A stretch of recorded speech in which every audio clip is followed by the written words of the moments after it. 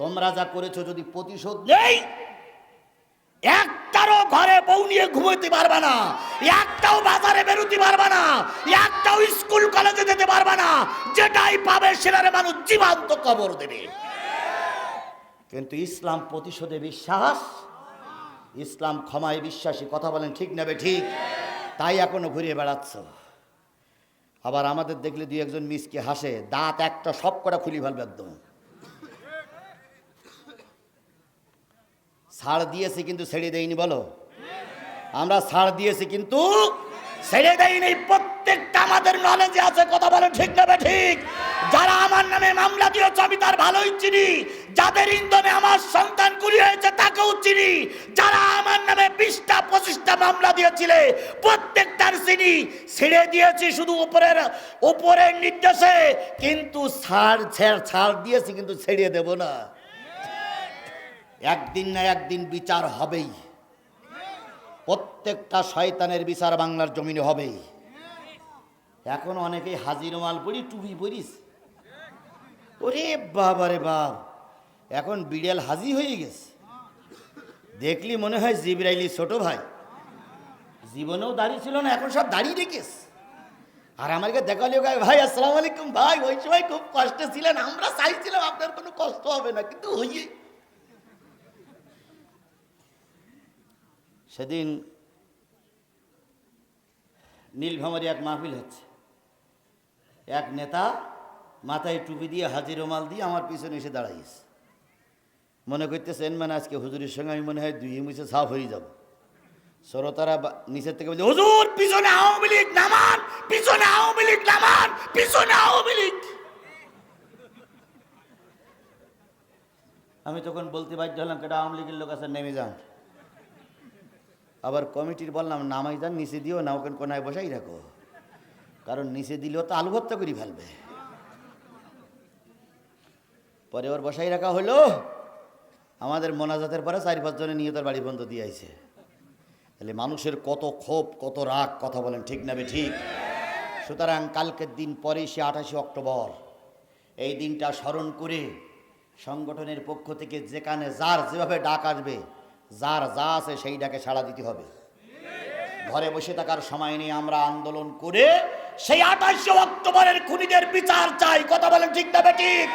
28 অক্টোবরে যারা প্রকাশ্য দিবলোকে হাজার হাজার মানুষের সামনে আমার জসিম, আমার বরকত, আমার আব্দুর রহমান, আমার আব্দুর রহিমকে গুলি করে পিটাইয়ে পিটাইয়ে মেরেছিল, প্রতিটার বিচারের মাধ্যমে ফাঁসির কাস্টে ঝুলাতে চাই।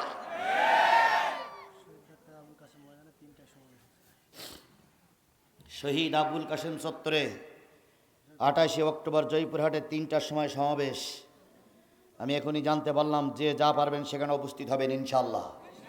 এটা কিন্তু ইমানের দাবি, এটা ইমানের দাবি। আমার যুবকদের রক্ত বৃথা যাবে না। কথা বলেন ঠিক না ঠিক? আমার যুবকদের রক্তের বদলা নেবই, আল্লামা সাঈদীর রক্তের বদলা নেবই। আমার নেতারা ফাঁসিতে ঝুলেছে, প্রতিটা রক্তের বদলা নেওয়া হবেই হবেই হবে। যদি না নামেন, বিডিআর হত্যায় যারা মারা গেছে এদের আত্মা কষ্ট পাবে। যদি না নামেন, 28 অক্টোবরে যারা মারা গেছে এদের আত্মীয় স্বজন কষ্ট পাবে। যদি না নামেন তাহলে ওই পিলখানায় হত্যাকারীর যারা আসামি এরা আনন্দিত হবে, আমার ভাইরা কষ্ট পাবে, হেফাজতের লোকেরা কষ্ট পাবে। এরপরে আল্লামা সাঈদীর রায়ের পরে 300 লোক মারা গেছে, এরা কষ্ট পাবে। এই সংস্কার আন্দোলনের 1600 মানুষ মারা গেছে, এরা কষ্ট পাবে। সুতরাং আমাদের এখন প্রতিবাদ মুখর হতে হবে। আমার ভাইয়েরা, আল্লাহর নবী পড়ে আছেন, কিছুই দেখা যায় না। ওরা আনন্দ করতে করতে মিছিল সহকারে ঢাকঢোল পিটাইতে পিটাইতে চলে গেল। জায়েদ ফিরে আসলেন, এসে দেখে নবীর কিছুই দেখা যায় না। অবশেষে জায়েদ সব পাথরগুলো পরিষ্কার করলেন, নবীকে সোজা করে বসাই দিলেন। নবীজি সোজা হয়ে বসতে পারে না, নবীজি বেহুশ।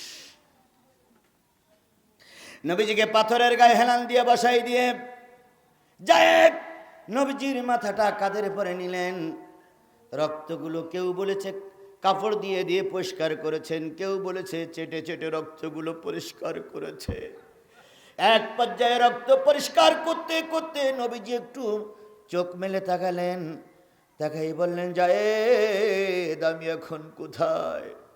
জায়েদ বলেন, ইয়া রাসূলুল্লাহ, আপনাকে একটা পাহাড়ের গর্তের ভিতরে আমি টেনে টেনে নিয়ে এসেছি। নবীজি বললেন, কেন? কয়, ওরা আপনাকেই করেছে। এবার নবী বললেন, জায়েদ একটু উঁচু ওঠো, তাকাই দেখো তোরা আছে না চলে গেছে। জায়েদ এসে বললেন, ইয়া রাসূলুল্লাহ, ওরা চলে গেছে। নবীজি বললেন, জায়েদ দেখো তো নামাজের সময় চলে যাচ্ছে, একটু উজুর পানির ব্যবস্থা করো। জায়েদ উজুর পানির ব্যবস্থা করলেন, নবীজির হাত মুখ ধোয়াই দিলেন, হাত ধোয়াই দিলেন, মাথা মশা করাই দিলেন। এরপরে পা ধোয়াই দিতে যেয়ে বড় একটা বিভাগে পড়লেন।